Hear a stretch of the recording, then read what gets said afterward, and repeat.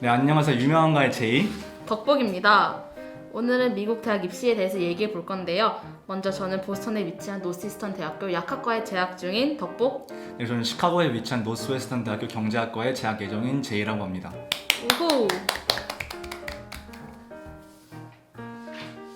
자, 그럼 둘 다 미국 대학 입시를 겪어본 학생으로서 할 얘기가 많을 것 같은데 일단 입시의 기본 전형에 대해서 한번 이야기해 주시겠어요?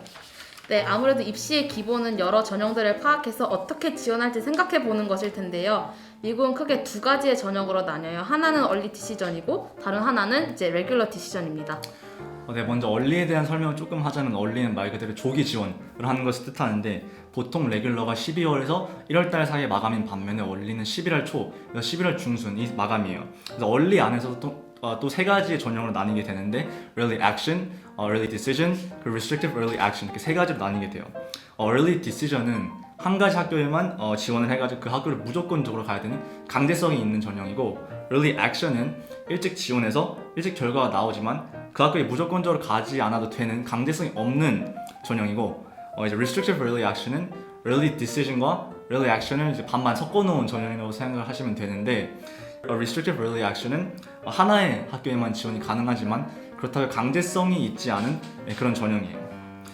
저는 Early Action 1개, Early Decision 1개로 총 2개 학교에 지원을 했고요. 혹시 어떤 학교들에 지원하셨나요, Early? 제가 방금 생각해보니까 생각이 났는데 저는 하나 학교가 Restrictive Early Action이어서 얼리를 하나밖에 못 썼던 것 같아요. 생각해보니까.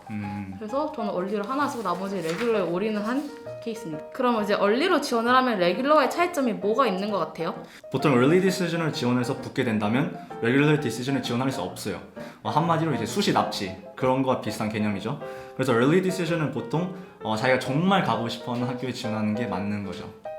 그럼 쌤은 이제 얼리를 상향으로 지원하셨나요? 아니면 이제 하향으로 지원하셨나요? 저는 이제 아까 그 2개의 얼리를 학교에 지원했다 말했잖아요. 네네. 하나는 상향으로 지원했고 하나는 그나마 좀 안전한 제가 붙을 수 있을 만한 세이프티 스쿨로 저는 지원을 했던 것 같아요. 저는 이제 딱 하나의 학교를 굉장히 상향으로 지원했다가 붙었습니다. 그리고 안 갔죠. 왜 그랬을까? 그럼 두 분은 총 몇 개의 대학에 다 합쳐서 지원하셨는지 궁금해요. 네, 저는 early로 2개의 학교를 지원하고 이제 regular decision은 총 9개의 학교를 지원해가지고 총 11개의 학교를 지원하게 됐었어요. 혹시 그러면 덕복쌤은 몇 개의 학교를 지원했었나요? 일단 저희 학교는 무조건 10개 리밋이 걸려 있었고요. 저는 이제 얼리 하나 그리고 레귤러 5개 썼어요. 그래서 총 6개의 학교밖에 안 썼습니다. 혹시 모두 커먼 앱을 사용해서 작성을 하셨나요? 네, 저는 싹 다 커먼 앱밖에 안 썼어요. 저는 그 커먼 앱 그리고 UC 앱 두 가지를 사용했었는데 대부분의 미국 대학들은 커먼 앱을 사용하긴 해요, 사실. 그래서 이 커먼 앱을 통해서 뭐 자기소개서, 자기 활동 이력, 그리고 개인 정보를 비롯한 이제 다양한 지원 서류를 제출하게 되는데 UC 학교들은 조금 달라요. UC 학교들은 자체적으로 자기들만의 지원서 플랫폼이 있기 때문에 거기에다가 뭐 자기소개서, 뭐 인적사항 그런 것들 다 다시 작성을 해야 돼요.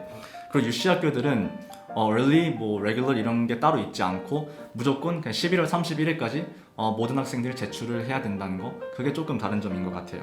보통 UC 학교는 어플리케이션 하나로 UC 다 선택할 수 있잖아요, 그리고. 네네, 그쵸. 그러니까 뭐 UC 버클리에 지원하든 LA에 지원하든 다 하나의 통합적인 지원서를 사용하니까 뭐 그것도 하나의 편리한 점이라면 편리한 점이죠. UC 그리고 커먼 앱과 다르게 또 코어신 앱이라는 사이트가 있는데요. 얘도 굉장히 자주 사용되는 사이트이긴 하지만 이제 학교마다 이제 지원할 때 제공하는 사이트가 다르니까 그거 다 잘 체크하셔서 이제 지원할 때 참고하시길 바랍니다. 네, 그럼 이제 본격적으로 이제 커먼 앱 가장 많이 쓰이는 지원서 플랫폼에 대해서 어떤 것들을 제출하게 되는지 함께 좀 이야기해 볼까요? 이제 커먼 앱 저희가 프랙티스 어카운트를 준비했거든요. 그래서 이걸 보면서 커먼 앱을 어떻게 작성해야 되는지 알아봅시다 한번. 패기 있게 하버드? 네, 하버드 갑시다. 하버드 가자. 이렇게 추가를 하면요, My College List에 뜨거든요. 그러면 이제 두 번째 창에 들어가서 이 하버드 대학을 선택을 하시면 써야 될 게 이만큼 떠 있어요. 이제 그 밑에 이제 뭐가 필요한지, courses, grades, recommendation, 뭐 writing requirements 이렇게 다 떠 있기 때문에 이거 다 참고하셔서 에세이나 기타 등등 준비하시면 되고요. 이제 어플리케이션 들어가면 이거는 이제 General Common App 애플리케이션이긴 해요. 맞죠? 네, 그쵸. 여기 이 부분은 사실 그냥 뭐 따로 작성해야 될 건 없고 그냥 자기가 어떤 학교에 지원하고 자기가 뭐 어떤 플랜으로 지원하는데 early로 지원하는지 regular로 지원하는지 등 그냥 좀 기본적인 사항들만 적어주시면 돼요. 그래서 이 부분은 사실 뭐 작성하는데 크게 어렵진 않을 거예요. 그 밑에 이제 아카데믹스 창으로 넘어가 보면 이제 우리 학교의 어떤 아카데미 프로그램이 너를 우리 학교에 지원하게 이끌겠느냐 같은 식의 질문들이 되게 많아요. 그래서 그런 것도 이제 조금 생각을 해서 별 생각 없이 해도 되긴 하지만 이렇게 천천히 차에 넣으시면 되는 그렇게 어렵지 않은 부분이에요. 그리고 이제 학교마다 또 조금씩 다르긴 한데 이 하버드 같은 경우에는 이제 왜 우리 학교의 아카데믹 프로그램이 뭐 너를 인트리스트하게 했는지 에세이를 쓰라고 이렇게 적혀 있듯이 이렇게 다 조금씩 글 쓰는 거를 많이 준비하시면 됩니다. 자, 그리고 그 다음에 이제 recommend and refer 섹션이 있는데 이 부분은 사실 여러분이 채우는 건 아니에요. 여러분들이 뭐 선생님들한테 추천서를 써달라고 요청을 했다면 선생님들께서 커먼 앱에 직접 들어가서 추천서를 업로드하면 자동적으로 업로드가 되는 부분이기 때문에 recommend 섹션은 크게 걱정을 안 하셔도 될 거예요. 그냥 선생님들한테 내가 이런 학교에 지원을 한다, 언제까지 추천서를 내줘야 한다, 이런 것들만 말씀드리면 선생님들께서 알아서 그 전까지 추천서를 올려주실 거기 때문에 이 부분에 대해서는 크게 신경을 안 쓰셔도 될 것 같아요. 이제 라이팅 서플리멘트는 학교마다 진짜 다 다르기 때문에 자기가 지원하는 학교들이 어떤 문항들을 요구하는지 그것들을 미리 좀 생각하고서 쓰면 좀 더 편할 것 같아요. 왜냐하면 뭐 어떤 학교들은 안 물어보는 질문이 다른 학교 문항이 있을 수도 있고 그렇기 때문에 또 겹치는 문항들이 있을 수 있기 때문에 그런 것들은 좀 미리 알아보시고 나서 지원을 하는 것을 추천드립니다. 자, 그럼 이제 커먼앱의 공통적인 이제 커먼앱 프로파일 섹션에 대해서 이해를 좀 해볼 건데 이 부분은 이제 모든 학교들이 공통적으로 내는 부분이기 때문에 정말 틀림없이 정확하게 적어주셔야 돼요. 그래서 보시면 뭐 그냥 personal information, 그리고 뭐 가족 정보, 그리고 자기가 어떤 학교를 나왔는지, 그리고 자신 뭐 SAT, ACT, 뭐 토플 점수 내는 칸, 그리고 자신의 과외 활동, 그리고 커먼앱 에세이를 내는 걸로 총 7가지 섹션이 있고요. 여기서 가장 중요한 거는 이제 activity section. 그래서 어떤 활동을 한 10개까지 적을 수 있고, 그리고 common app essay 650자짜리 essay, 이 두 개를 좀 중점적으로 생각하시면 될 것 같아요.